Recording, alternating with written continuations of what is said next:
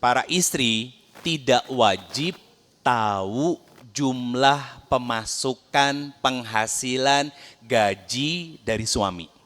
Itu yang pertama. Yang kedua, kalau nafkah rumah sudah diberikan, sudah dipenuhi, dan itu cukup, bunda bisa jajan, bisa nabung, maka nggak boleh ngutak-ngatik uang yang dipegang sama suami. Kenapa? Karena suami juga harus pegang uang sendiri. Biar apa? Kalau keluar butuh bensin, beli pakai uang sendiri. Bahkan apa? Istri udah dikasih uang buat kebutuhan rumah, kadang jajan sama suami, suami sendiri yang bayar. Betul? Iya kan? Kadang COD juga pura-pura, "Pak, tolong ambilin." Sok tuh mama yang ngambil, kan mama belum pakai jilbab. Maksudnya disuruh ngebayarin. Betul kan? Nah, makanya di statement kalimat di video itu buat menjaga marwah. Apa marwah? Harga diri seorang suami, Pak. Seorang ibu dan beliau seorang dokter. Kata beliau gini, kebahagiaan paripurna orang tua adalah saat melihat anaknya mendapatkan kampus atau pekerjaan yang diimpikan sama mereka. Terlalu rendah standarnya. Saya nggak perlu sebut siapa orangnya. Ini seorang ibu. Apa kata beliau?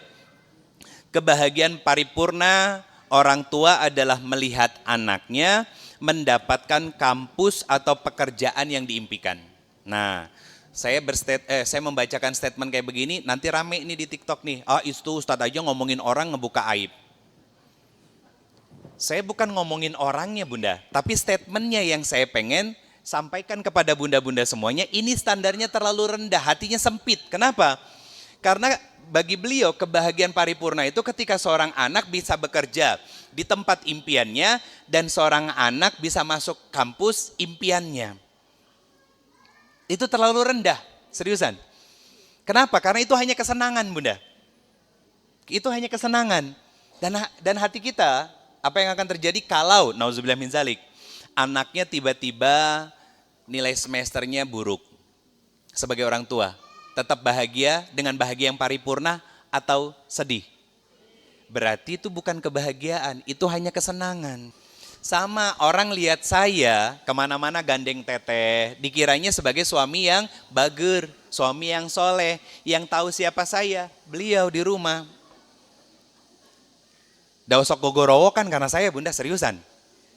Gogorokannya kenapa? Karena diusilin sama saya. Beneran. Makanya semalam saya bilang, yang kita tuh aneh ya, pasangan yang aneh, IC yang majempling, sare gitunya gitu, bobo gitu kan.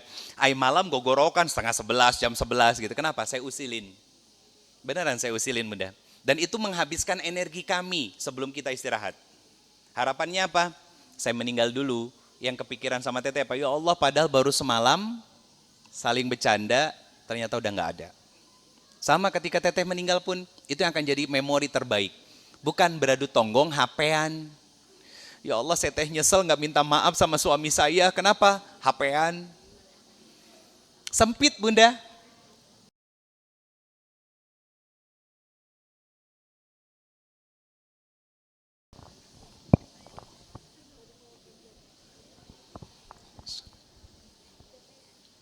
Bismillahirrahmanirrahim. Assalamualaikum warahmatullahi wabarakatuh.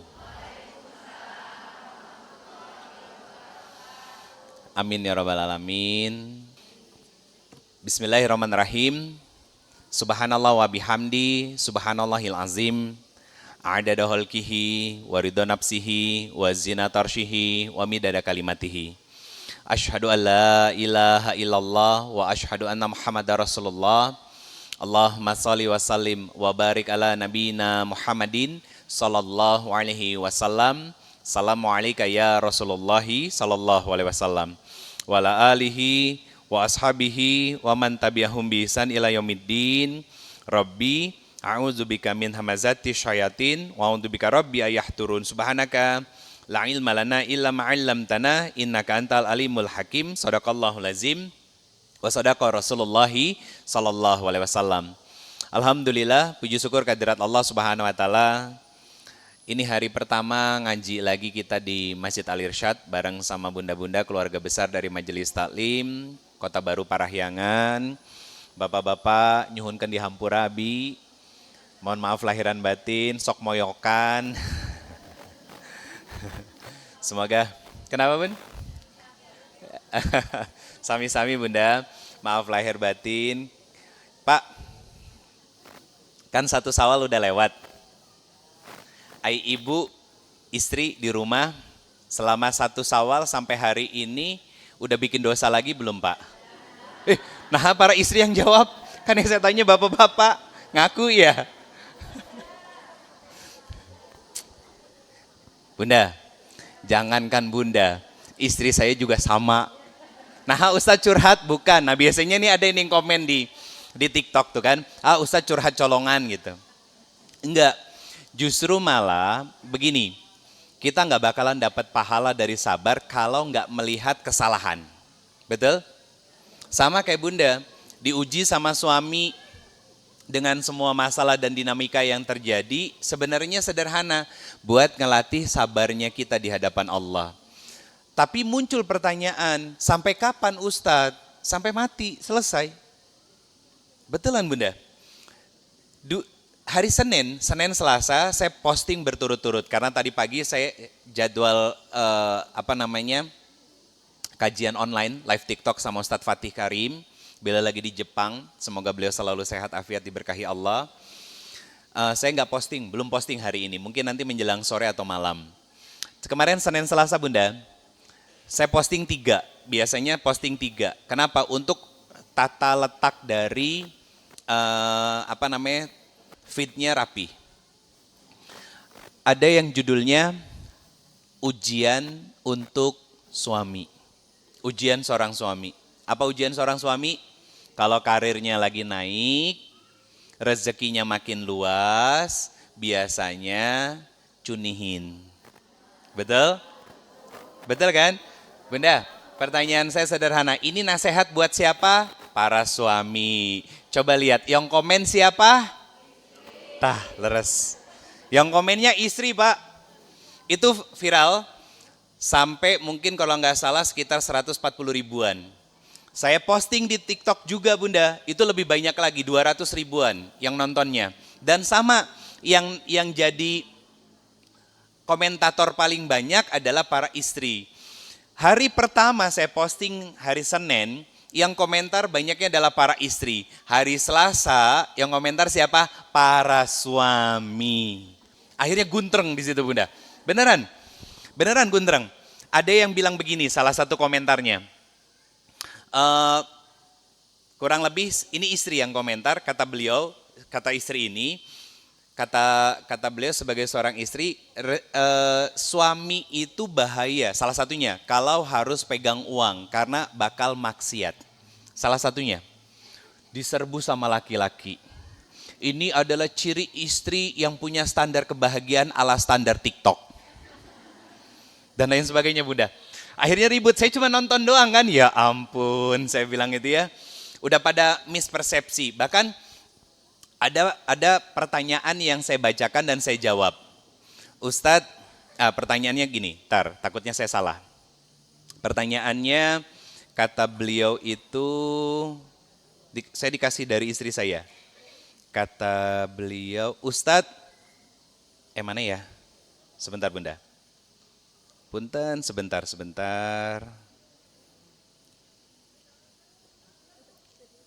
Intinya, suami nggak jujur tentang uang, intinya itu, ya. Apakah suami harus punya uang sendiri atau apa? Pokoknya saya bahas, saya lupa pertanyaannya. Astagfirullah, belum ketemu daripada lama. Terus saya jawab, apakah itu termasuk suami yang pembohong? Karena dianggapnya nggak jujur tentang materi, tentang uang penghasilan. Saya jawab, karena begini Bunda, punten ya, para istri tidak wajib tahu jumlah pemasukan, penghasilan, gaji dari suami. Itu yang pertama. Yang kedua, kalau nafkah rumah sudah diberikan, sudah dipenuhi, dan itu cukup, Bunda bisa jajan, bisa nabung, maka nggak boleh ngutak-ngatik uang yang dipegang sama suami. Kenapa? Karena suami juga harus pegang uang sendiri. Biar apa? Kalau keluar butuh bensin, beli pakai uang sendiri. Bahkan apa? Istri udah dikasih uang buat kebutuhan rumah, kadang jajan sama suami, suami sendiri yang bayar. Betul? Iya kan? Kadang COD juga pura-pura, "Pah, tolong ambilin." Sok tuh mamah yang ngambil, kan mamah belum pakai jilbab. Maksudnya disuruh ngebayarin. Betul kan? Nah, makanya di statement kalimat di video itu buat menjaga marwah. Apa marwah? Harga diri seorang suami, Pak. Kalau saya secara umum 90% keuangan saya minta teteh yang ngelola. Saya cuma pegang 10 sampai 20%. Untuk apa? Urusan misalkan internet di rumah, saya yang bayar. Listrik tinut-tinut, saya yang bayar, ya. Kemudian saya pegang juga untuk apa? Ngisi e-money, terus kemudian beli bensin, ya. Dan pada akhirnya duit yang dipegang juga buat jajanin, bayarin jajanan istri. Iya kan? Sayur, udah dikasih duitnya. Ayah, ini mau ditransfer apa gimana gitu kan? Kan nggak mungkin kalau nggak saya transfer, ya kan? Atau pakai uang yang di bunda atau uang yang di ayah, ya pakai uang saya. Kenapa? Menjaga marwah dan itu ada peluang pahalanya, bunda. Itu rame, bunda. Itu rame, Pak. Dan kebanyakan para istri ngomongin aib suami. Sok, saya mau tanya, bunda. Orang yang suka ngomongin aib orang lain itu hatinya lapang atau sempit? Saha eta?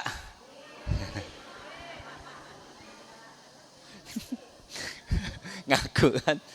Bun, saya mau tanya, apa enaknya sih ngomongin orang yang buruk-buruk? Motivasi apa, Bun? Motivasi ke neraka? Betul. Terus kenapa?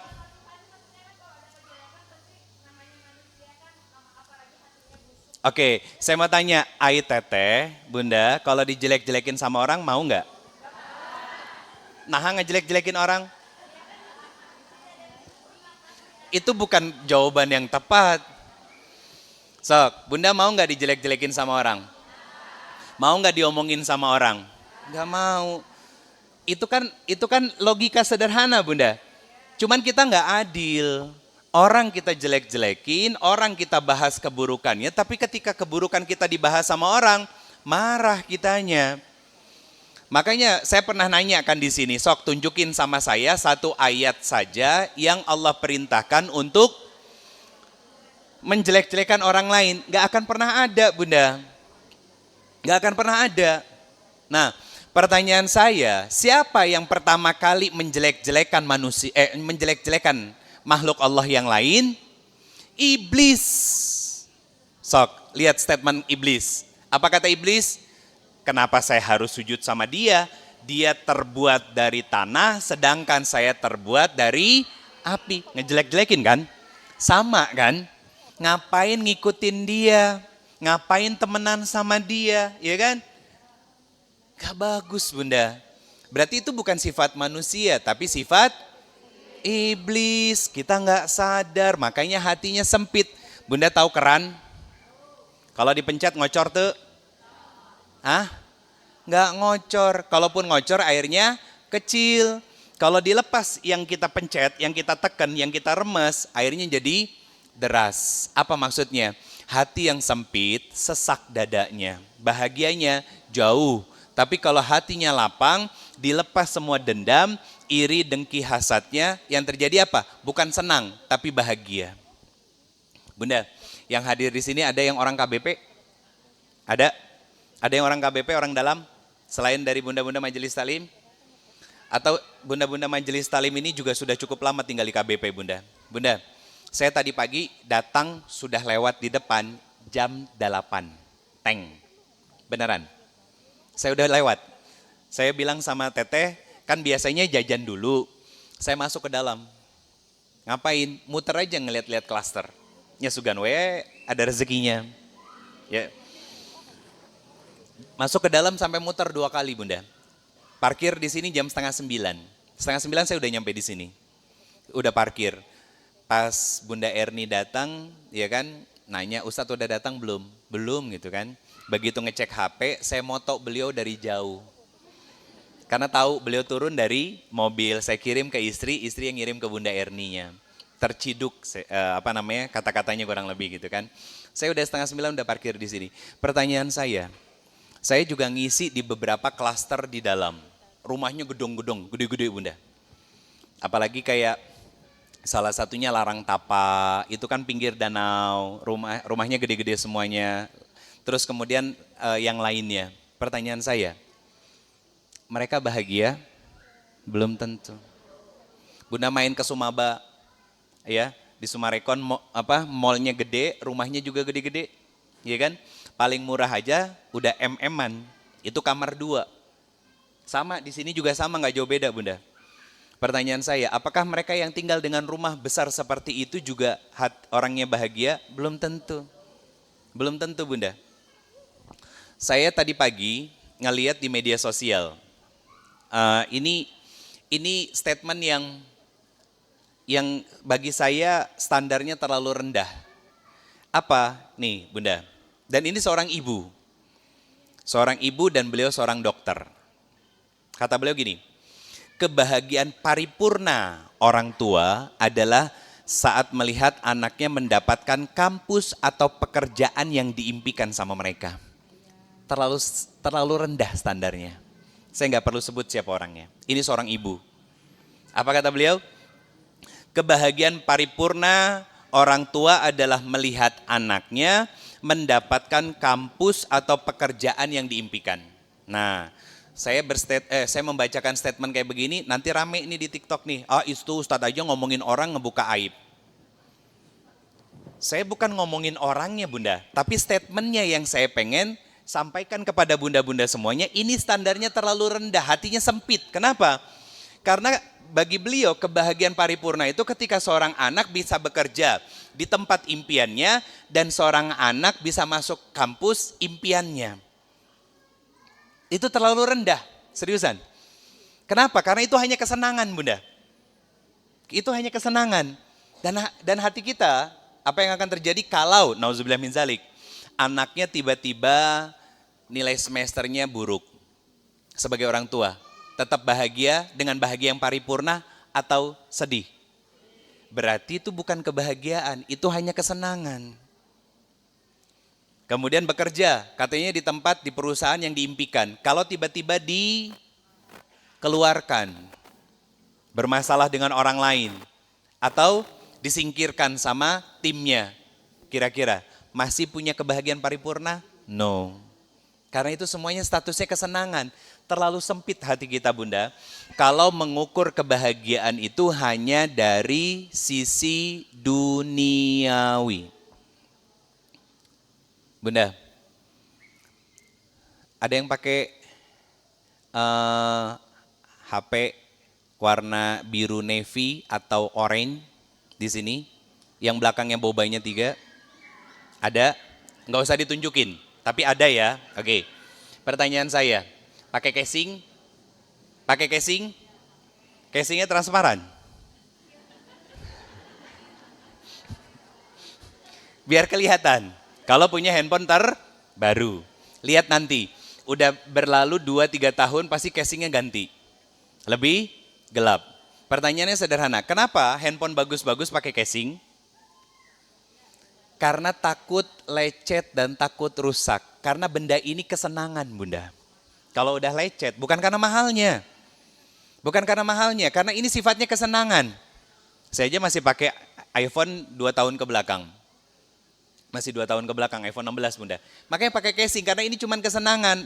Jatuh, lecet. Sama, Bunda punya suami, itu kesenangan. Kasep, bager, kerja, punya karir, itu kesenangan. Bapak punya minantu, kasep, gelis, yang kasep, bager, katingalina gitu kan.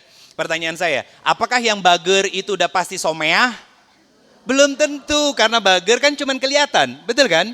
Tapi kalau someah itu udah level top of the top dari bager. Betul nggak? Saya bukan orang Sunda loh. Tapi saya ngerti struktur bahasa itu kurang lebih seperti itu. Dari mana seorang itu bisa kelihatan someah? Ketika kita mengenali mereka. Betul nggak? Punya teman, punya sahabat. Ya kan? Kelihatan dari jauh, saya tahu katingalina bager gitu kan. Katingalina. Sama orang lihat saya kemana-mana gandeng teteh. Dikiranya sebagai suami yang bager. Suami yang soleh. Yang tahu siapa saya. Beliau di rumah. Dausok gogorowo kan karena saya bunda seriusan. Gogorokannya kenapa? Karena diusilin sama saya. Beneran. Makanya semalam saya bilang, yang kita tuh aneh ya, pasangan yang aneh, Aisi yang majempling, sare gitunya gitu, bobo gitu kan. Ai malam gogorokan setengah 11, jam 11 gitu. Kenapa? Saya usilin. Beneran saya usilin bunda. Dan itu menghabiskan energi kami sebelum kita istirahat. Harapannya apa? Saya meninggal dulu. Yang kepikiran sama teteh apa? Ya Allah padahal baru semalam saling bercanda, ternyata udah gak ada. Sama ketika teteh meninggal pun, itu yang akan jadi memori terbaik. Bukan beradu tonggong, HP-an. Ya Allah, saya teh nyesel gak minta maaf sama suami saya. Kenapa? HP-an. Sempit bunda. Jadi sebetulnya ada cara agar kita bisa melapangkan hati. Gini, bunda, ada satu kisah dari muridnya Imam Hasan Al-Basri. Muridnya Imam Hasan Al-Basri ini datang ke gurunya, Imam Hasan Al-Basri. Tiap hari berganti minggu, berganti bulan. Wiridnya cuma 2. Apa? Alhamdulillah, astagfirullah. Alhamdulillah, astagfirullah. Alhamdulillah, astagfirullah. Alhamdulillah, astagfirullah. Diperhatiin tuh sama gurunya tentang perilaku dari muridnya. Sampai satu ketika ditanya, kenapa wirid dan zikir kamu cuma 2 ini? Apa jawab muridnya? Guru, selama yang saya tahu dan saya belajar selama ini, hidup kita itu hanya di antara 2 ini. Apa? Dikasih nikmat sama Allah, kita bersyukur, alhamdulillah. Ketika khilaf, bermaksiat, berbuat dosa, kita beristighfar kepada Allah. Yuk kita breakdown sedikit bunda. Bicara nikmat, apakah tentang kesenangan aja? Enggak, ujian dari Allah itu pun nikmat dari Allah. Kalau kita mencernanya pakai iman. Kenapa? Karena masalah dan ujian datang, Allah lagi menggugurkan dosa. Alhamdulillah. Susah ya? Susah bunda, karena hati kita terlalu sempit. Sempit pada pemahaman bahwa ujian itu adalah hukuman dari Allah. Tidak semuanya. Enggak semuanya bunda. Pertanyaan saya gini, sederhana. Kita tahu pruning, bunda, pruning itu memangkas daun-daun yang harus dipangkas atau batang-batang yang harus dibuang. Bunda senang bercocok tanam, tanaman hias? Nah itu nanti di pruning tuh, ya. Kayak misalkan di rumah saya punya bonsai-bonsaian kecil, ya kan? Kalau nggak di pruning dia megar, tapi kalau di pruning dia jadi bulat lagi bunda. Atau saya nanam juga pohon bidara di dalam rumah. Kalau nggak di pruning, yang terjadi apa? Batangnya banyak, cabangnya banyak. Akhirnya di pruning, kenapa? Biar nutrisinya naik semua ke atas dan dia tinggi dulu, baru nanti cabangnya dibiarkan untuk melebar. Itu pruning. Nah, bagi pohon, itu mungkin dianggapnya sesuatu yang sakit. Karena apa? Memaksa untuk memotong. Tapi dampak positif kebaikannya apa? Nutrisinya mengalir semuanya ke atas, ke daun-daunnya, ke dahan-dahan yang di atas sehingga tumbuhnya meninggi. Sama bunda, ujian itu kadang gak enak buat kita. Tapi akan ada selalu maksud baik dari setiap masalah dan ujian yang Allah hadirkan dalam kehidupan kita. Itu hati yang lapang. Itu hati yang lapang bunda. Temanya hati lapang surga terbentang. Apa maksudnya? Definisi dari surga adalah kebahagiaan. Coba lihat diri kita, hidup kita sekarang bunda. Apakah kita sudah bahagia dengan apa yang kita miliki atau justru malah takut kehilangan dari apa yang kita miliki? Nah, kalau kita takut kehilangan dari apa yang kita miliki, belum bahagia karena hati kita sempit. Contoh bunda. Orang kalau udah punya duit, pelit apa royal? Kebanyakannya pelit. Ini kenceleng bentar lagi jalan. Apa udah jalan? Belum kan? Dan ini masih tanggal muda kan? Dompet belum bunyi kan alarmnya. Nah, ada duit merah di dompet? Ada. Ada yang warna biru? Ada. Ada yang warna abu-abu? Ada. Yang masukin jangan abu-abu tapi biru, kalau enggak merah. Seriusan Bunda? Seriusan? Kenapa? Itu menggambarkan lapang atau sempitnya hati kita. Orang yang hatinya sempit akan selalu khawatir, takut apa yang dia miliki, kesenangannya hilang dan diambil. Contoh nih Bun. Sikap istri yang solihah tuh terhadap suami gimana?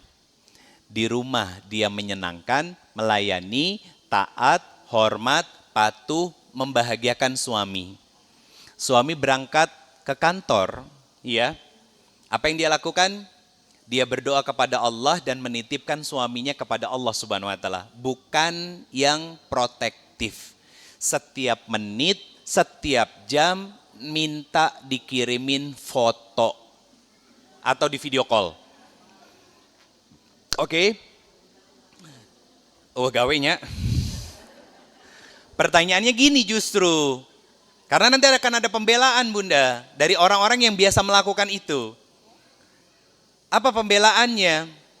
Kan suka-suka saya Ustadz, itu suami-suami saya. Kan harus saya jaga, katanya harus jaga. Bukan itu, saya ingin mengorek dan mempertanyakan sesuatu yang tidak terlihat oleh mata kita. Apa? Kenapa ada istri yang seprotektif itu sama suaminya? Karena bisa jadi satu, suaminya pernah berbuat salah. Itu satu. Ya, itu yang kita kadang nggak tahu Bunda. Yang kedua, kalau bukan dari suaminya, mungkin dia pernah punya trauma dari orang tua atau orang sebelumnya. Contoh, Bunda, kemarin banget saya dapat saudara baru. Sepasang suami istri. Ya, dapat saudara baru sepasang suami istri. Ngapain? Konsultasi rumah tangga. Ketemu di mana? Di salah satu kafe di Bandung. Kalau ada yang mau konsultasi kayak begitu, saya selalu welcome Bunda. Syaratnya apa? Ketemu offline, bukan pakai telepon-teleponan video call, enggak. Bahkan ada yang datang jauh-jauh dari Batam, saya pernah cerita di sini. Cuman pengen ketemu konsultasi sepasang suami istri. Dan ternyata polanya akan selalu sama. Sepasang suami istri yang mau datang ke rumah saya atau sekedar ketemu di luar, biasanya sebelum ketemu, sebelum berangkat pasti ribut dulu. Yang dari Batam hampir gak jadi. Padahal udah beli tiket pesawat. PP lagi udah belinya itu. Hampir gak jadi Bunda. Yang kemarin juga ceritanya sama. Mau berangkat, bapak dari istrinya sudah hadir sebagai penengah karena selalu mendampingi selama ini. Udah datang ke rumahnya, siap untuk berangkat, ribut dan keluar kalimat, udah gak usah jadi aja sekalian. Saya cuma senyum-senyum aja, dah itu akal-akalan setan emang begitu. Akal-akalan setan emang begitu Bunda. Nah, si suami ini ya sebelumnya pernah nikah, gagal sama mantan istrinya. Sekarang nikah dengan seorang perempuan yang sudah berjalan 13 tahun Bunda. Ya, sudah cukup lama. Nah, si laki-laki ini punya trauma dari keras dan sikap semena-mena dari istri yang sebelumnya. Dan menganggap istrinya yang sekarang itu akan melakukan hal yang sama. Itu maksud saya. Kalau hal seperti itu cuma perlu dikomunikasiin Bunda. Makanya kemarin saya kasih wejangan, saya kasih masukan dari habis duhur sampai kurang lebih sekitar jam 4. Baru habis itu saya pamit pulang. Saya welcome Bunda, dengan senang hati. Tapi syaratnya datang sepasang suami istri, waktunya pas lagi saya senggang. Artinya saya akan meluangkan waktu. Jangan pas lagi kajian tiba-tiba Ustadz boleh nggak saya tanya gitu kan. Terbatas. Udah selesai, bukan berarti dilarang ya, bukan. Karena banyak kejadian di tempat yang lain, saya selesai, mau keluar, Ustadz punten minta waktunya sebentar. Yang akhirnya bukan menghambat saya menjawabnya nggak bisa selesai dan utuh. Karena yang namanya konsultasi harus dari dua sisi. Dan saya selalu ngebongkar biasanya tentang kenapa, sebelum bagaimana. Kenapa ada orang yang seprotektif itu sama suaminya? Karena bisa jadi pernah punya luka dan trauma di masa lalu dengan orang sebelumnya, atau mungkin pasangannya pernah melakukan kesalahan sehingga muncul sisi traumanya. Sehingga membuat hatinya yang jadi sempit Bunda. Ujung-ujungnya apa? Overthinking. Bunda berangkat ke sini naik motor, ya. Bunda datang ke sini naik umum, naik shuttle bus, ya. Itu adalah rezeki dari Allah Subhanahu wa taala. Kenapa? Allah yang menggerakkan hati Bunda untuk datang ngaos, Allah yang nyukupin rezeki buat Bunda bisa sampai ke sini. Ucapannya apa? Di luaran sana ada orang-orang yang harus membayar ratusan juta sampai miliaran hanya untuk yang namanya oksigen. Betul? Bersyukur itu gampang, Bunda. Kenapa jadi susah? Karena hati kita sempit. Nanti akan saya sampaikan dua hal, kenapa hati kita sempit. Dua hal. Nanti baru ngomongin tentang bagaimananya. Tadi, pagi di TikTok, ada yang nanya, Ustadz, bagaimana cara agar Allah bisa merubah suami saya menjadi lebih baik dan bagaimana cara agar rumah tangga kami dicintai oleh Allah. Sebelum saya jawab bagaimananya, saya tanya dulu sama beliau, Bunda. Mbak mau enggak dan siap enggak menjalani cara untuk mendapatkan apa yang Mbak inginkan? Belum saya balas lagi karena belum saya buka di TikTok, karena TikToknya lagi live. Karena banyakan orang nanyanya bagaimana, Bunda. Ketika dikasih tahu bagaimananya, nah akhirnya dah hese gitu. Ngeles lagi kan? Karena yang masalah itu hati kita, Bunda. Saya izin sambil berdiri ya. Saya mau ngegambarin sesuatu nih, Bunda. Apa yang mau saya gambarin?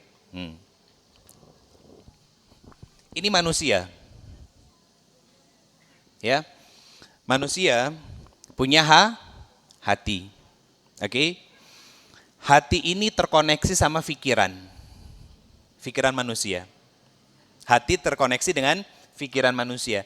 Nanti pikiran manusia ini akan mengeluarkan yang namanya sikap, satu perilaku, yang kedua adalah ucapan. Oke? Sikap, perilaku, ucapan. Kalau hatinya baik, maka pikirannya pasti positif, baik. Kalau pikirannya positif, pasti sikap, perilaku, dan ucapannya juga pasti baik. Tapi kalau hatinya sakit, apa yang terjadi? Pikirannya buruk. Kalau sudah pikirannya buruk, apa yang terjadi? Sikap, perilaku, dan ucapannya juga pasti buruk. Lihat diri kita sekarang, Bunda. Makanya saya nuhun tadi Teteh udah berani jujur nyari jawaban kenapa harus ngomongin orang walaupun hese buat beliau. Ya. Saya berterima kasih, saya senang, Bunda. Jadi kalau ditanya, nggak apa-apa, jawab apa adanya. Saya nggak menyalahkan. Kita kan lagi belajar bareng. Artinya memperbaiki bareng. Bukan berarti beliau jawab kayak begitu terus beliau penuh kemaksiatan, dosa, kotor. Enggak. Saya senang malah. Kalau dengan jawaban-jawaban seperti itu, untuk kita belajar jadi sosok yang jauh lebih baik lagi, yang punya hati yang lapang. Nah, pertanyaannya, apa obat hati dan apa yang membuat rusak hati? Yang menjadi obat adalah ibadah. Kan ada lagunya Tombo Hati. Isinya ibadah semua kan? Sholat malam, ngaji Quran, kumpul sama orang soleh. Ya, yang membuat hati itu sakit itu apa? Maksiat. Ini bukan maksiat sama manusia dulu, tapi sama Allah. Sama Allah dulu, Bunda. Jadi ibadahnya ini sama dua-duanya. Maksiat dan ibadah ini sama Allah. Belum sama manusia, belum. Kita hablum minallahnya dulu, Bunda. Yang kita fokuskan. Kayak contoh begini. Ada yang nanya kemarin di Instagram. Beliau nanya gini, Ustadz, apa lagi yang harus saya lakukan? Ya, sebagai seorang istri yang memiliki suami yang hobinya bermaksiat, minum minuman keras, main judi. Bunda, foto profilnya kelihatan, bukan saya buka, tapi kelihatan. Perempuan punten, maaf nggak pakai jilbab. Apa jawaban saya?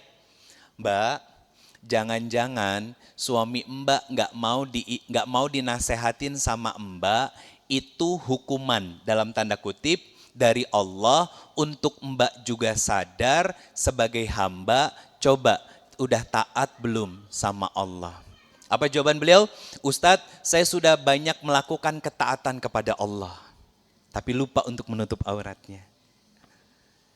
Bunda, apa yang paling gampang kita lakukan sebagai manusia? Apa yang paling gampang?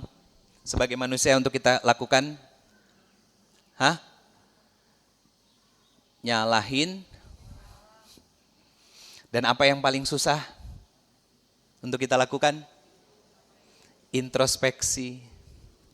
Betul kan? Gampang nyalahin orang, Bunda. Seriusan gampang nyalahin orang. Saya tadi pagi belok di jalan, ada mobil keluar dari gang langsung masuk. Saya klakson. Apa yang keluar dari mulut saya? Astagfirullahaladzim, bawa mobilnya juga aki-aki. Apa maksud, Pak? Bukan ngeremehin aki-aki, sanesnya Pak ya. Cuman maksudnya kalau aki-aki sudah sepuh itu nggak awas, padahal masih muda. Terus lagi apa? Dia buka jendela, tangan keluar bawa rokok. Zolimnya udah double. Itu zolimnya sudah double gitu. Paling gampang itu memang nyalahin orang. Paling gampang nyalahin orang. Kenapa?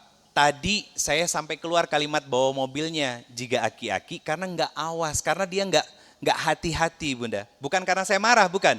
Tapi saya lihat ke dalam diri saya sendiri untuk jadi introspeksi, pembelajaran untuk lebih hati-hati di jalan. Ini pelajaran bareng loh, Bunda. Saya sendiri pun ngalamin gitu kan. Untuk apa? Nyalahin orang bukan karena marahnya kalau bagi saya, tapi untuk koreksi diri saya. Jangan sampai saya ngelakuin hal yang sama buat orang lain. Muncul introspeksi dirinya. Bunda, saya yakin kok kalau nyalahin orang, sempit apa lapang hati? Kalau introspeksi diri, apa yang terjadi? Hati jadilah. Kenapa introspeksi melapangkan hati? Karena di sini ada peluang ibadah dan amal soleh. Tapi kalau nyalahin orang, ya kan?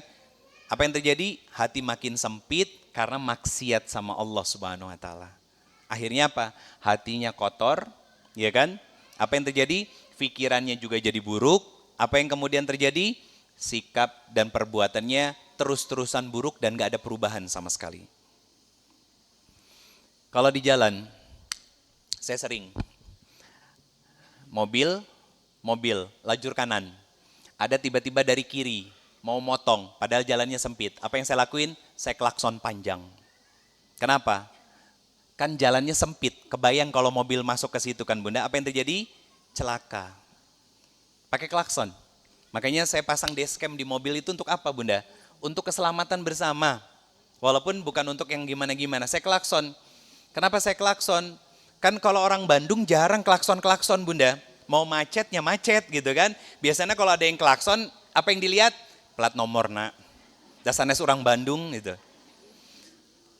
Tadi pagi juga kejadian, ada mobil yang zigzag, silang-silang dan lain sebagainya membahayakan. Itu pasti terjadi, ya. Itu pasti terjadi. Nah, yang dilihat sama Allah bukan perilaku orang sama kita untuk diri kitanya, tapi respon kita apa? Respon kita ketika melihat hal buruk seperti itu jatuh pada proses introspeksi diri kah? Atau justru malah menyalahkan orang, kemudian marah-marah nggak jelas dan lain sebagainya.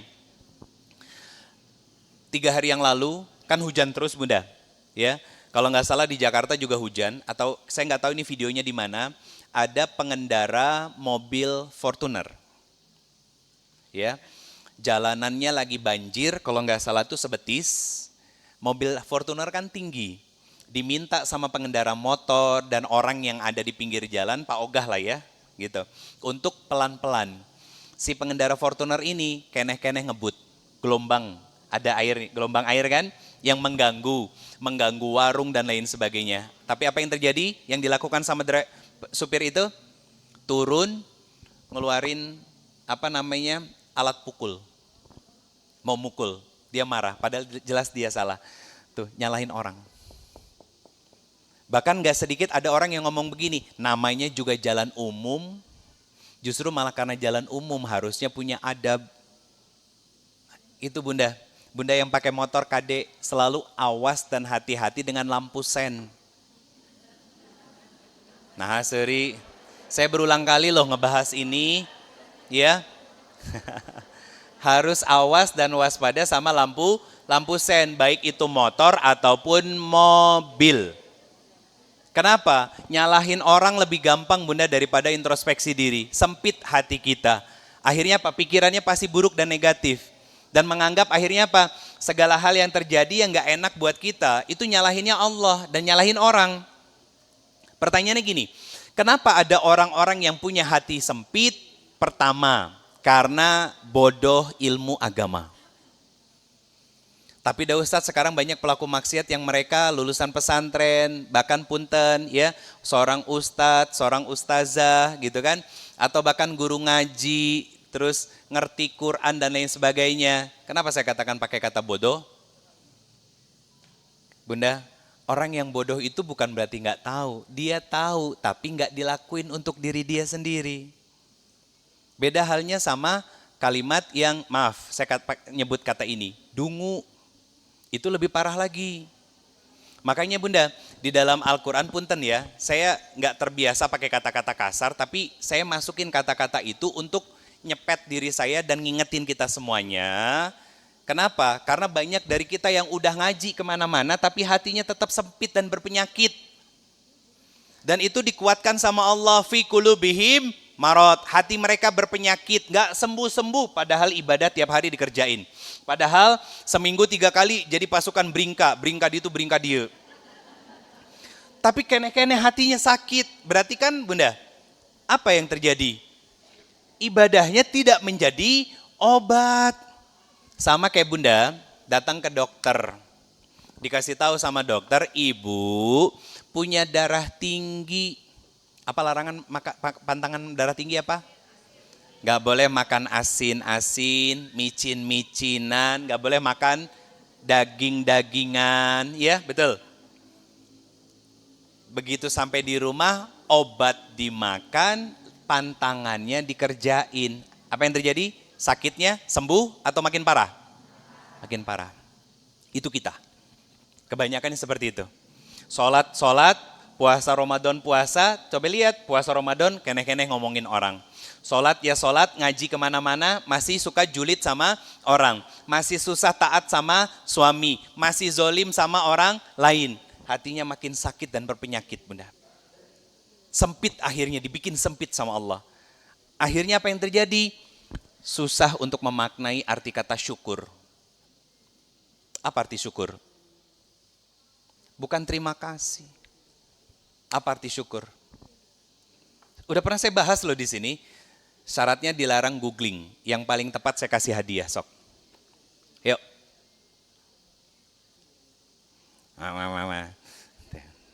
Yang ngaji punya catatan dan catatannya osok dibuka pasti bisa jawab. Menerima apa yang Allah berikan, menerima kekurangan. Emang syukur itu karena kurang? Karena dikasih. Syukur itu karena dikasih Bunda. Kurang itu jadinya sabar. Betul gak sih? Kalau diambil sama Allah, syukur apa sabar? Sabar, diterima. Kalau dikasih sama Allah, itu syukur. Berterima kasih sama Allah. Nah apa arti syukur? Apa? Hah? Merasa cukup, apalagi? Apa Ibu? Apa? Oh, menerima apapun yang Allah berikan kepada kita. Ada lagi? Berkah. Hah? Nikmat. Iya, syukur itu nikmat. Makanya karena nikmat, makanya dia bersyukur lagi. Ada yang paling tepat? Hah? Pengakuan hati. Bunda, syukur itu, gak jadi saya kasih hadiah ya. Nanti, syukur itu mengkonversi, tahu konversi? Merubah semua nikmat yang Allah berikan jadi amal soleh. Itu syukur. Itu syukur. Apa bentuk syukur saya dalam dakwah? Apa bentuk syukur saya dalam dakwah? Saya belajar dan saya berdakwah semaksimal mungkin, menjaga niat saya nas'aluka ridhoka wal jannah. Bahkan salah satu ikhtiar menjaga dakwah saya, dalam dakwah yang saya lakukan bentuk syukurnya apa? Datang di awal waktu. Itu syukur saya Bunda. Itu syukur saya. Kenapa? Karena dalam Ta'lim Muta'alim, salah satu kitab yang sedang saya murojaah lagi, itu bagian dari menjaga adab dengan ilmu Bunda. Bentuk syukurnya kita. Apa bentuk syukurnya Bunda terhadap pengajian hari ini? Coba ngacung. Ngacung, apa bentuk syukur Bunda pada terhadap pengajian? Hah? Sehat. Sehat, apa? Silaturahmi, nambah ilmu. Apa bentuk syukurnya? Hah? Nah itu yang paling benar. Ngamalin ilmunya. Aupik kasihin tuh, yang Bunda yang jilbabnya warna biru tuh.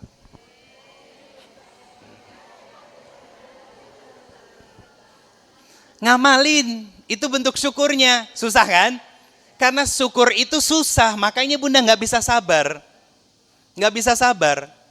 Karena syukurnya susah, sempit hati kita. Syukur itu melapangkan hati, Bunda. Syukur itu melapangkan hati. Al-insyirah, Bunda. Alam nasroh laka sodrok. Apa kata Allah? Sudah aku lapangkan hatimu wahai Muhammad. Berarti lapang hati, syukur itu usaha kita atau pertolongan Allah? Usaha kita atau pertolongan Allah? Dua-duanya benar. Kalimat yang benar gini, syukur itu muncul saat kita mengupayakan dan Allah menolong kita. Jadi bukan antara upaya kita atau hanya sekedar pertolongan Allah. Karena apa? Ada istilah doa tanpa usaha, artinya bohong, ya kan? Kemudian usaha tanpa doa artinya sombong, itu maksudnya. Jadi upaya yang kita lakukan untuk melihat banyak kebaikan dan ditolong sama Allah Subhanahu wa taala, akhirnya apa? Muncul syukurnya, hatinya jadi lapang.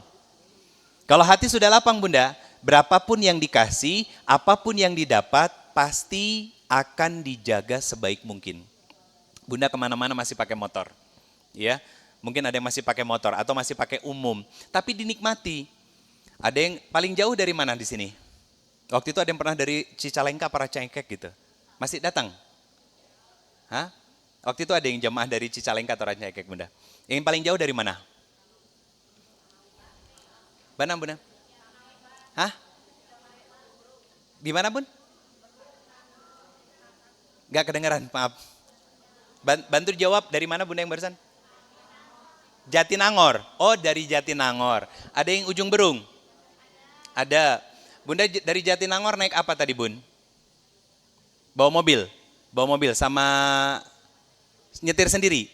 Oh, nyetir sendiri, alhamdulillah. Ada yang paling jauh lagi selain Jatinangor? Jangan bilang dari Padang, itu kota asal.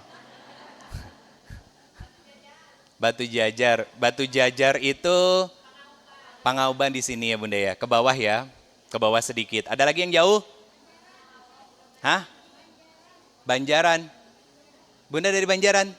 Berangkat jam berapa dari rumah? 6:30. Naik apa, Bun? Hah? Oh, naik Transjabar. Opik, dari sini ke Banjaran sama sini Jatinangor jauhan mana? Jatinangor, karena dia orang Banjaran itu. Ada lagi yang jauh, Bunda? Hah? Cimahi. Cimahi mah celek, nyampe Bunda. Bunda saya izin ngasih hadiah buat Bunda. Jangan dilihat nilainya ya. Ini hadiah aja, tahadu tahabu. Bunda, Alpik tolong.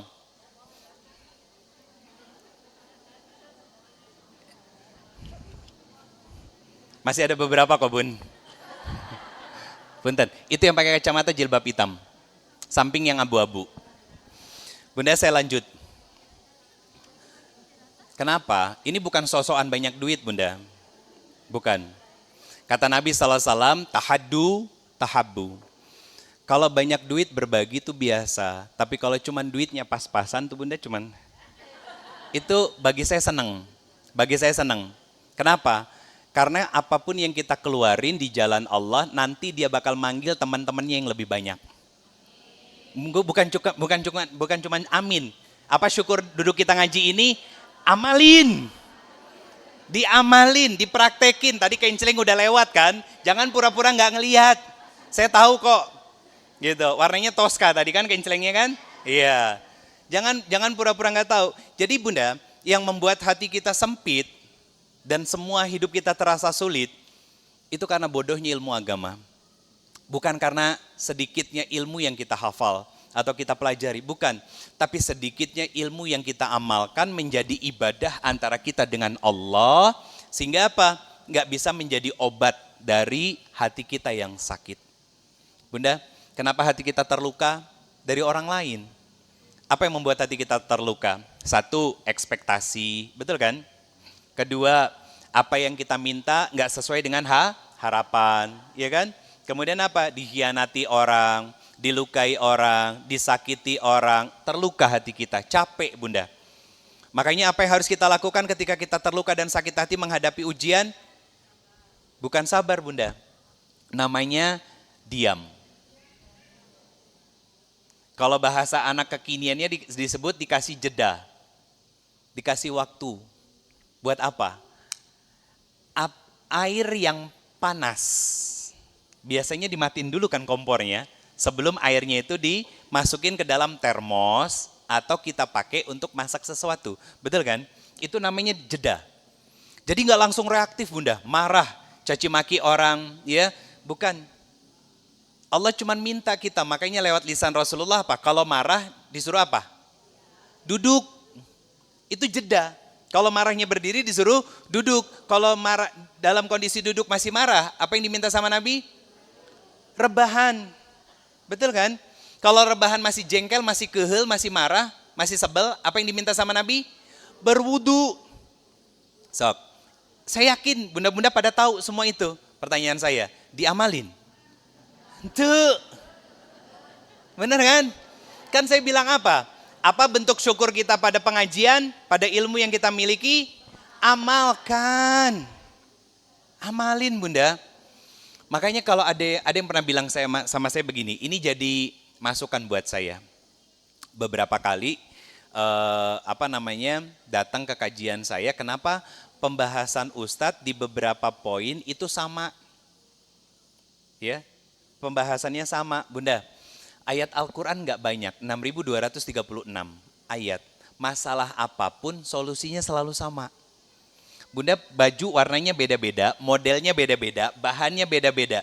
Tapi lihat, baju perempuan patternnya pasti sama. Betul? Pola dasarnya, betul kan? Baju laki-laki pola dasarnya sama kan? Sama. Kalau baju perempuan longgar di mana? Dada, betul nggak? Coba kalau bunda pakai baju gamis ini, nggak masuk bunda. Tapi pola buat laki-laki itu selalu sama, nggak mungkin di sininya longgar, ya, nggak mungkin di sininya longgar. Biasanya di mana yang bagian longgar dari baju suami? Pinggang. Karena apa? Karena kalau pinggangnya reguler, longgar, kalau perutnya maju, ketarik ke depan. Tarik ke depan, jadi perutnya selamat. Secara pola dasar Islam sama bunda. Makanya kan kalau ada masalah begini, kata Allah hiburannya. Wattaqullah wa may yattaqillah yaj'alhu makhraja wa yarzuqhu min haitsu la yahtasib. Kata Allah begitu. Apa obat dari semua masalah? Takwa, itu teorinya. Itu teorinya. Gimana cara bisa menjadi orang yang bertakwa sehingga selalu ditolong sama Allah? Dekati Allah lewat ibadah berkualitas. Bersihkan hati, jaga niat, kurang-kurangin jelek-jelekin orang, fitnah orang, dan lain sebagainya. Kenapa? Biar hati kita bersih, ibadahnya ringan. Kalau ibadah kita jadi berat bunda, itu hati kita kotor. Kenapa? Yang membuat kita berat dan malas beribadah adalah dosa. Sama. Bunda ngaji, catatan banyak, ilmu yang diterima banyak, sok berapa persen yang diamalin? Sedikit. Dosa itu. Yang membuat kita malas untuk mengamalkan ilmu. Berarti apa? Dosa menghalangi kita untuk banyak bersyukur kepada Allah. Apa arti syukur tadi? Merubah setiap nikmat yang Allah berikan jadi amal soleh. Bunda, saya kemarin ngomong sama putri saya. Nah, secara hukum dasar apapun benda yang belum ada hukum halal haramnya, itu hukum dasarnya adalah mubah. Contoh, HP. Ini mubah nak sayang, usia 12 tahun bunda. Ini mubah, tapi kalau dipakai sama kakak, waktunya habis, lupa ibadah, nggak mau MTZ. Apa MTZ? Murojaah, tilawah, dan ziyadah. itu jadi haram buat kakak. Tapi kalau ternyata kakak punya HP, tapi kakak nggak bikin kakak lupa untuk ibadah, HP-nya dipakai untuk silaturahmi, kayak ayah sama bunda dipakai buat berdakwah, maka itu dapat pahala. Saya ngobrol begitu. Nah itu bentuk syukurnya. Bunda dikasih hidup sama Allah, apa bentuk syukurnya? Taat. Apa bentuk syukurnya? Ibadah. Apa bentuk syukurnya? Amal soleh. Kenapa? Bunda dikasih sehat hari ini, kita semuanya, bapak-bapak juga demikian. Tapi di luaran sana, ya, ada orang yang lagi berjuang di antara kritis dan hidupnya. Bahkan ada yang rela mengeluarkan uang ratusan juta sampai miliaran untuk membayar setabung oksigen. Makanya kalau ditanya, kasur apa yang paling mahal? Kasur rumah sakit. Betul kan Bunda? Emang mau? Nggak mau, makanya bayarnya pakai BPJS kan. Udah mah pengen masuk rumah sakitnya gratis, Aitun disuruh bayar BPJS, hoream. Betul kan? Itu lucunya kita Bunda. Tapi itu mah udah tahu sama tahu aja lah ya, apa yang terjadi di belakangnya gitu kan. Cuman nggak saya bahas. Gini Bunda, maksud saya ilmu agama yang kita punya itu, yuk kita konversi jadi ibadah semuanya. Biar apa? Biar syukurnya dibentangin sama Allah yang akhirnya hati kita jadilah lapang. Orang yang bisa sabar itu karena syukurnya muncul lebih dulu. Akhirnya muncul baik sangka. Akhirnya kalau hatinya sudah lapang, pikirannya pasti baik. Kira-kira bisa maafin orang enggak? Bisa. Bunda susah kan maafin? Karena hati kita sempit Bun. Banyak noda dosa. Akhirnya apa pikirannya? Nanti juga saya maafin, ngulang lagi. Buruk sangka. Padahal kita nggak bisa ngejaga orang itu bisa tetap baik atau enggak. Jangankan Bunda, orang lain yang cuman hanya sekedar teman dan bestie. Gak ada yang bisa menjamin Bunda akan punya suami yang selalu lempeng, jujur, baik, soleh, bager. Gak ada. Betul kan? Makanya minta kita sama Allah. Salah satu doa Nabi, apa yang diminta sama Nabi SAW dalam doanya di Quran surat ke-20, surat Toha, ayat 25. Apa kata Allah Subhanahu Wa Taala yang merupakan doa dari Rasulullah SAW? Rabbi srohli sodri wa yasirli amri wahlul uqdata milisani yafkohu qawli. Berarti sabar itu minta sama Allah, syukur itu minta sama Allah, dan apa lagi? Lapang dada itu minta sama Allah. Pertanyaan saya, sesering apa kita minta sama Allah? Jawabannya, jarang. Betul kan? Betul nggak Bun? Jarang kita minta sama Allah. Apa yang Bunda minta sama Allah? Ya Allah, kasih suami saya pekerjaan yang baik. Ya Allah, buat saya dan keluarga jadi kaya raya. Betul kan? Pertanyaan saya, minta enggak untuk bersyukur dengan kekayaan itu? Sedikit. Akhirnya apa? Punten, flexing kemana-mana. Flexing jatuhnya sombong. Syukur apa sombong? Sombong. Sombong itu lawan dari syukur. Karena apa? Karena flexing itu untuk diri sendiri Bunda. Tapi kalau syukur untuk Allah. Semua yang dia lakukannya. Flexing, tahu flexing artinya? Pamer. Orang yang pamer itu butuh pujian dari orang. Orang yang hidupnya penuh dengan syukur nggak butuh pujian orang, yang penting Allah sayang sama dia. Itu beda. Beda banget Bunda. Jadi kalau ada orang istilah zaman sekarang disebut OKB, biasanya agak songong dikit tuh. Nah itu kelihatan tuh kalau kata anak zaman sekarang disebut hobinya flexing. Flexing Bunda. Tapi kalau orang-orang yang zuhud, artinya selalu merasa cukup hatinya, dia nggak butuh pujian dari orang lain. Hatinya dilapangin sama dia. Apa yang dia lakukan? Dia banyakin syukur sama Allah. Dia punya barang branded? Punya, tapi dia pakai di tempat yang tepat. Dipakai di tempat yang tepat, bukan untuk pamer. Bukan untuk show off, ya kan? Bukan untuk ajang flexing dan lain sebagainya.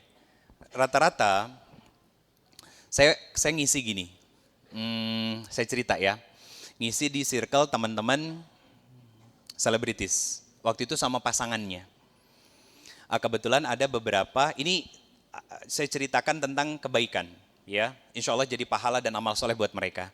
Saya bilang sama mereka, Bang, dulu waktu awal-awal di kontrak sama label major itu label nasional, ya kan? Pasti kan mulai kerasa songong, jalan agak diangkat dikit, belagunya muncul, punya pikiran. Ini orang pasti kenal gue kan vokalis, misalkan begitu. Ini orang pasti kenal gue anggota band anu dan lain sebagainya. Itu flexing, itu cari validasi. Wajar, karena apa? Karena dulu belum terkenal, ya masih susah payah. Begitu udah dibuka semua jalan rezekinya sama Allah Subhanahu Wa Taala, disitulah sikap asli kita akan dipertaruhkan di hadapan Allah. Hatinya menyempit, hobinya pamer, atau hatinya luas, muncul syukurnya dan dikonversi jadi amal soleh dan kebaikan. Itu pilihan Bunda. Dan sekarang teman-teman itu udah nggak lagi ngerasa hal seperti itu. Kenapa? Karena udah banyak ngaji Bunda. Jadi ilmu itu memperbaiki hati kalau diamalkan. Saya ulangi, ilmu itu akan memperbaiki hati kalau diamalkan. Amal yang seperti apa? Berkualitas. Pertanyaannya, sabar nggak kita untuk mengamalkan setiap ilmu yang kita dapatkan? Jawabannya, belum tentu. Betul kan? Saya mau tanya, kan kita semua di sini Ramadan. Apa yang udah berubah dalam diri kita setelah Ramadan? Bingung kan?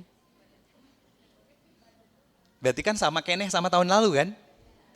Gak ada yang berubah sama sekali kan? Berarti naik kelas enggak? Cuma ditanya itu doang loh. Padahal Ramadan baru kemarin 2 minggu yang lalu kan? Apa yang sudah berubah dalam diri kita? Mau di checklist satu-satu? Oke. Apa Bun? Badan doang jadi lebaran. Jadi badannya lebaran maksudnya. Hatinya belum Idul Fitri tapi badannya lebaran. Tahu lebaran Bunda? Apa yang berubah? Saya breakdown. Sudah hatam berapa kali 2 minggu Syawal Al-Quran? Yang senyum-senyum, Masya Allah. Ya. Kedua, dikerjain lagi salat tahajudnya, qiyamnya, alhamdulillah, Masya Allah. Berarti checklistnya warna hijau. Yang ketiga, udah makin taat sama suami tanpa tapi. Masya Allah. Ya Pak, Bapak, alhamdulillah pang menangkeun. Senyum-senyum gitu. Ini checklistnya warna merah. Saya tambah lagi boleh? Boleh. Udah bisa ngerem ngomongin orang. Betul kata beliau. Badan doang lebaran. Tapi hati enggak Idul Fitri Bunda. Kenapa? Karena keneh-keneh sama Syawal tahun lalu. Rugi Bunda. Kenapa ulama dulu itu 6 bulan sebelum Ramadan mempersiapkan, 6 bulan setelah Ramadan evaluasi. Saya 2 hari yang lalu dikasih masukan sama istri saya. Sayang, coba dieksplor lagi lebih banyak ayat. Kata Teteh. Kenapa? Karena ayah itu dikasih titipan amanah sama Allah, hafalannya cepat, lupanya susah. Kata Teteh, kata istri saya. Terus Opik juga ada obrolan sama istri saya, pengen saya membahas tentang hal yang sifatnya fikih. Saya bukan spesialisasinya fikih, tapi kalau fikih-fikih ringan saya bisa. Contoh fikih ringan seperti apa? Mana yang harus didahulukan oleh anak laki-laki, istri atau orang ibu? Gak bisa diadu. Tapi kalau secara urutan mana yang harus didahulukan? Kalau pertanyaannya begitu, maka yang harus didahulukan lebih dulu adalah istri, baru ajak istri untuk berbakti sama ibu. Itu Bun. Kalau secara urutan, kalau pertanyaannya mana yang lebih utama? Ngeduluin istri atau ibu? Itu nggak bisa diadu. Karena punya ranahnya masing-masing. Ibu yang melahirkan dan membesarkan, dan doa ibu sampai kapanpun tidak akan pernah terputus. Istri melanjutkan kasih sayang dan cinta dari seorang ibu kepada anak laki-laki yang menjadi seorang suami sekarang. Untuk apa? Untuk menjaga dan hidup bersama sampai Allah wafatkan. Dan bukan cuma sekedar di dunia, Bunda. Jadi nggak bisa kalau ditanya keutamaannya siapa yang lebih utama. Itu nggak bisa. Tapi kalau secara urutan, seorang anak laki-laki yang menjadi suami secara fikih harus mencukupi kebutuhan rumah bagi istrinya dulu, nafkah kebutuhannya, baru membantu dan menolong ibunya. Ada hal yang beda lagi. Apa yang beda? Kalau ibunya betul-betul butuh pertolongan, maka wajib secara mutlak kedua anak ini membantu dan mendahulukan orang tuanya. Contoh, sakit, ya kan? Itu harus didahulukan, Bunda. Tapi kalau orang tuanya sehat, anak laki-laki punya adik, punya kakak, jangan minta hanya ke satu orang anak. Jangan, Bunda. Kenapa? Karena beban dari setiap anak itu beda-beda dan masing-masing. Lebih bagus lagi kalau anak dibikin akur dari kecil, satu sama lain saling tolong menolong. Akhirnya apa? Ketika dewasa mereka bahu-membahu untuk memuliakan ibunya. Itu fikih sederhana. Tapi kalau udah fikih-fikih yang turunan, mawaris, saya tahu, tapi tanyakan kepada yang lebih paham. Itu lebih adil. Lebih apa? Lebih selamat. Potensi salahnya juga sangat sedikit. Karena mereka belajar secara khusus, Bunda. Fikih apa? Tentang sholat. Fikih apa? Ustadz, ini kan Syawal, saya belum bayar hutang. Ada hutang ketika menstruasi 5 hari. Terus mana yang lebih didahulukan? Puasa Syawal dulu atau bayar hutang? Hah? Boleh Syawal dulu. Kenapa? Karena puasa Syawal hanya diperuntukkan di bulan Syawal saja. Ada yang belum puasa Syawal? Kalau ada, pertanyaannya ngapain aja? Kan gini, Bunda, yang nggak boleh puasa itu di hari raya, ya kan? Di 1 Syawal, 2 Syawal, jangan. Kenapa? Karena itu hari kemenangan. Makanya kan, nanti setelah 3, 4, 5, 6, 7, itu baru kita bisa puasa, Bunda. Tapi kalau masih banyak silaturahmi, ditahan, digeser besoknya lagi. Sesimpel itu. Sesimpel itu, Bunda. Nanti kalau udah selesai Syawalnya, baru tunaikan hutangnya. Kalau masih di awal-awal, bayar hutang dulu boleh Ustadz? Mangga. Kenapa? Karena dikhawatirkan itu tetap menjadi hutang antara kita dengan Allah Subhanahu wa Ta'ala. Itu perbedaan cara pandang ulama, Bunda. Jadi nggak usah dipersempit. Nggak usah dipersempit, Bunda. Saya ngisi kajian di beberapa tempat di Jakarta, korporasi, Bunda. Korporasi, berarti perusahaan. Ada yang datang, bahkan kemarin ngisi halal bihalal pun yang duduk di depan saya itu direksi yang non-muslim. Ada direksi yang Chinese non-muslim, pakai kerudung. Ya, jangankan yang seperti itu, Bunda. Saya ngisi kajian, ada jamaah akhwat yang duduk di majelis saya, ya, nggak pakai jilbab, saya persilahkan, Bunda. Belum pakai jilbab, belum pakai kerudung, saya persilahkan. Kenapa? Karena saya bersyukur beliau mau ngaji aja sudah luar biasa. Usaha susah payahnya, Bunda. Itu udah susah payah dia. Saya persilahkan. Sampai akhirnya apa? Ada salah satu korporasi yang saya bina selama 3 tahun, yang tadinya belum menutup aurat, ya. Setiap hari Jumat, setiap bulan kalau saya ngisi kajian selalu masukin kerudung di dalam tas. Yang kalau ngaji dipakai kerudungnya. Begitu udah selesai ngajinya, dia siap untuk kerja, ya kan? Karena dia kerja di restoran, Bunda. Dilepas lagi kerudungnya, dilipat, dimasukin tas. Sekarang udah nutup aurat. Apakah karena saya? Bukan. Tapi karena Allah sayang. Dikasih hidayah sama Allah Subhanahu wa Ta'ala. Enggak diusir. Kamu belum pergi? Enggak. Kenapa?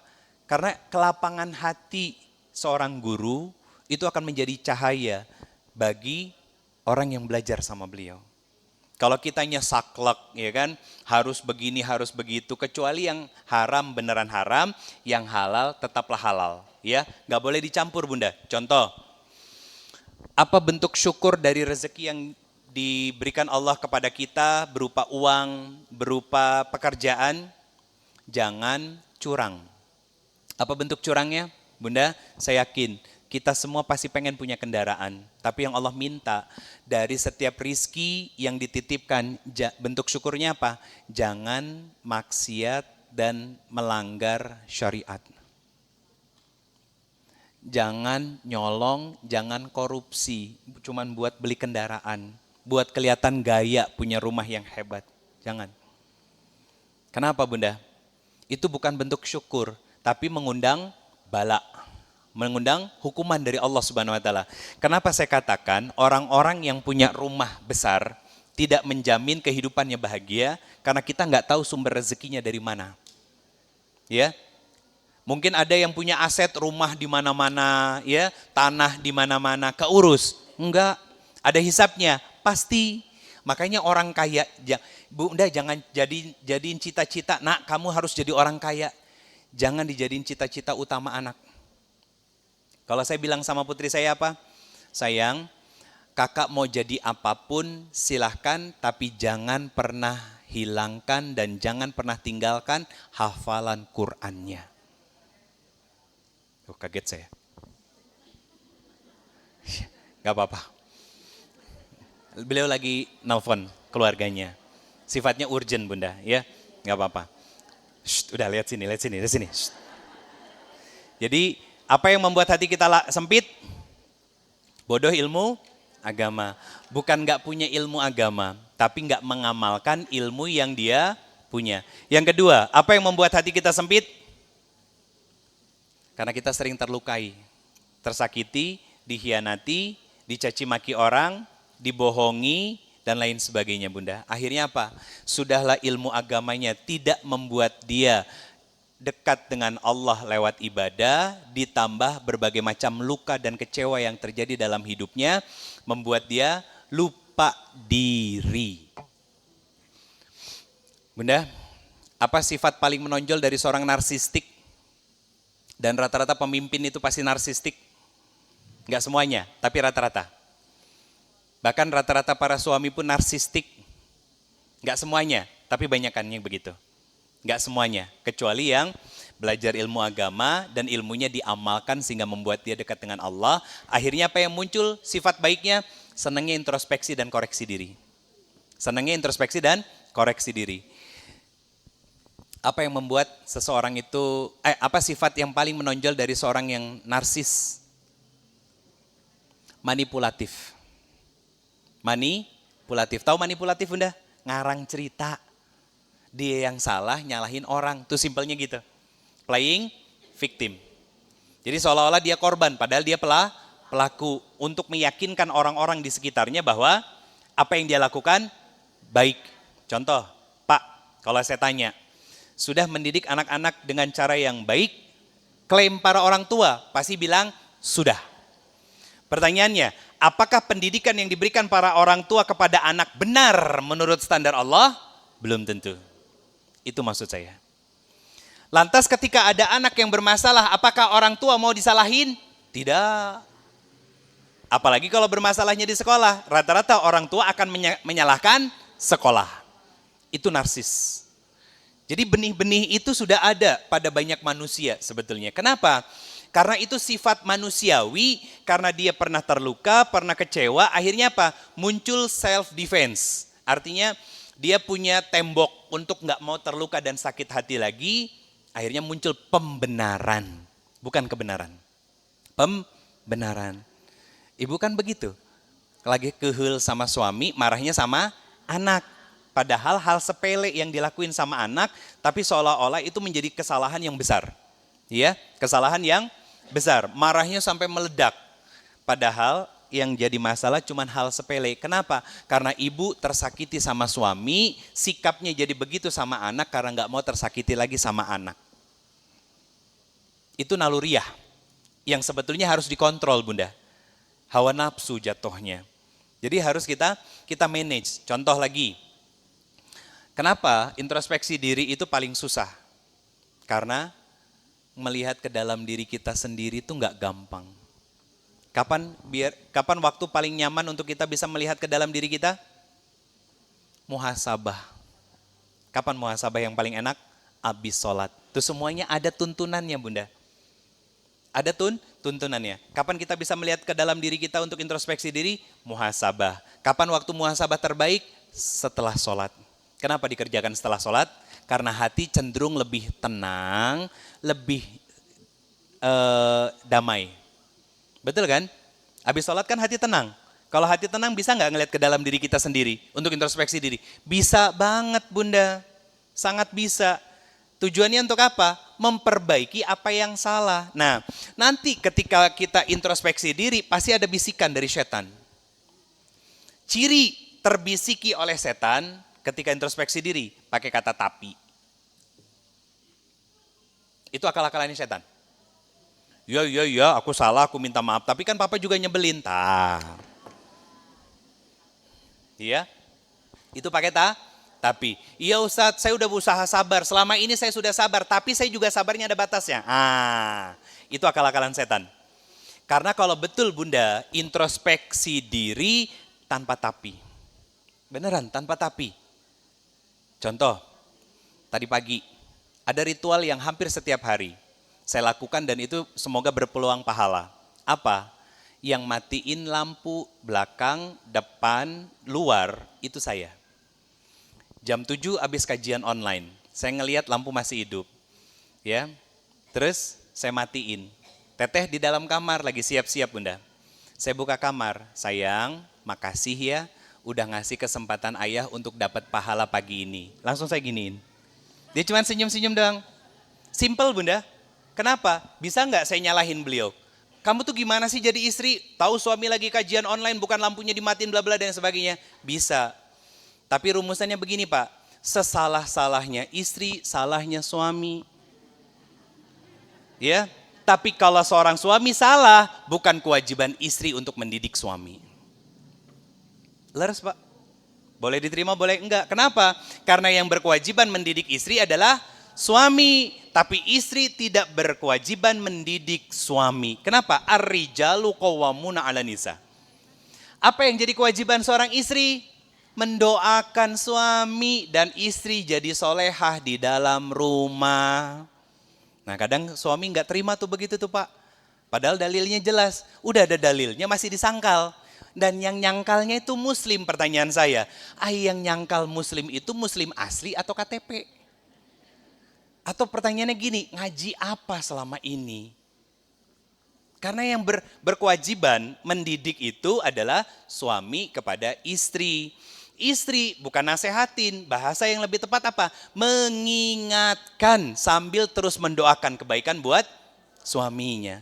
Sampai kapan? Sampai Allah wafatkan. 10 tahun gak berubah, 20 tahun gak berubah.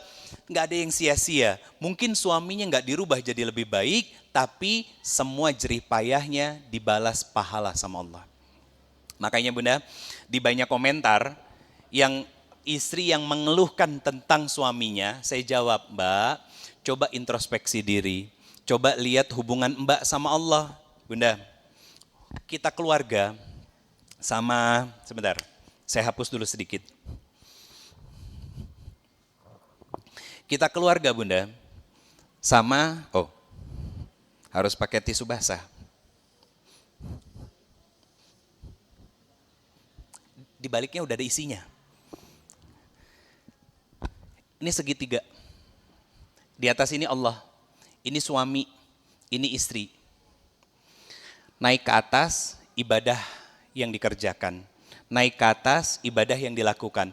Makin banyak ibadah yang dilakukan oleh seorang suami, makin ke atas. Makin banyak ibadah yang dilakukan oleh seorang istri, makin ke atas. Jarak suami sama istri makin jauh apa makin dekat? Makin malas istri beribadah, makin malas suami beribadah, ibadahnya hanya sebatas ritualitas. Apa yang terjadi? Makin dekat apa makin jauh? Apa pelajarannya? Ketika seorang suami mendekat kepada Allah dan istri mendekat kepada Allah, maka rumah tangganya makin hangat. Tapi kalau seorang suami malas ibadah, kalaupun ibadah hanya ritualitas saja, dan istri ibadah pun hanya melepas kewajiban saja, maka jangan salahin siapa-siapa kalau renggang. Terus jawabannya apa? Saya sudah melakukan amal soleh yang dimau sama Allah. Tapi kenapa suami nggak berubah juga? Saya biasanya keluarin kalimat pamungkas. Apa kalimat pamungkas? Mbak, Kalau mbak ngerasa ujian mbak paling berat, maka ingat ada satu wanita dan dialah wanita yang paling utama salah satunya di dalam surga, punya suami yang durhaka kepada Allah, menganggap dirinya sebagai Tuhan, bahkan dilaknat oleh Allah tapi bisa dapat surga karena kesabarannya. Apa jawaban beliau? Astagfirullahalazim. Saya bukan ngebelain suami, Bunda, tapi menyelamatkan Bunda. Kita selamat dulu. Ayatnya apa? Ya ayyuhallazina amanu qu anfusakum. Selamatin diri kita dulu, Bunda. Baru nanti Bunda mikirin suami, mikirin anak. Karena nanti apa? Di padang mahsyar, boro-boro suami mikirin Bunda, mikirin diri sendiri. Jangan kan nunggu di padang mahsyar. Da kiwari, da ayeuna ge kitu. Ya, leres? Mikirin diri sendiri kan? Bobonya, boboh gitu kan. Leres ya, Pak? Tapi, ada tapinya. Di balik keegoisan yang terlihat dari seorang laki-laki, laki-laki itu sering nangis tapi nggak keluar air matanya. Sering nangis tapi nggak keluar air matanya. Kapan mereka nangis? Berangkat atau pulang kerja setelah dapat kabar, Pak, SPP anak. Pak, bayar sekolah anak. Betul? Leresnya, Pak? Tapi mereka nggak nunjukin kelemahannya di depan istri. Tapi dia keluar, ya Allah tolong berikan rezeki yang halal dan thayyib kepada saya untuk hari ini. Dan mengenyampingkan semua keinginannya. Coba sok tingali acuk di lemari. Siapa yang banyak? Kadang Bunda, saya suka sedih. Bunda, ini para istri ada yang cerita, Ustadz saya teh sedih kasihan sama suami saya. Kenapa Bun? Saya kan nyetrika celana dalam, suami begitu diginin, ya Allah bolong, sampai nangis Bunda. Terus, ya kasihan Ustadz. Nah Bunda, jangan cuman kasihan, beliin. Dah kalau cuman kasihan doang mah nggak ada solusinya. Beliin. Kan dikasih uang sama suami. Sisanya bisa ditabung. Yang ditabung itu jangan cuma mikirin toko oren buat sendiri aja gitu. Tapi beliin apa yang jadi kebutuhan suami. Ustadz, tapi kalau suami saya untuk beberapa hal dia beli sendiri. Ya sudah, anterin diajak, main keluar, pakai duit yang dipegang sama Bunda untuk ngebeliin. Apa yang disuka. Itu baru bagus. Bunda semua yang dirahmati Allah Subhanahu wa Ta'ala. 2, apa yang membuat hati kita sempit? Bodoh ilmu agama. Kalaupun punya ilmu agama tidak teramalkan, kalaupun beramal tidak istiqomah. Nah, tidak istiqomah. Yang kedua, karena berbagai macam luka dan kecewa yang sudah mengendap di dalam hati kita, akhirnya membuat hati kita semakin sempit dan berpenyakit, akhirnya menyakiti, menzolimi orang lain. Dapat surga? Enggak. Nanti kita lanjutkan di pertemuan selanjutnya dengan tema yang sama, untuk pembahasan lebih dalam lagi, bagaimana sembuhnya kita dari luka di masa lalu, sembuhnya kita dari berbagai macam kecewa di masa lalu, menghadirkan kebahagiaan yang paripurna. Seperti apa? Bagaimana? Insya Allah kita ketemu di pertemuan selanjutnya ya Bunda ya. Saya kembalikan lagi ke moderator. Bunda kalau ada yang mau bertanya silakan. Jazakumullah khairan kasir. Hadanallahu wa ikum ajma'in. Allahu a'lam bishawab. Assalamualaikum warahmatullahi wabarakatuh.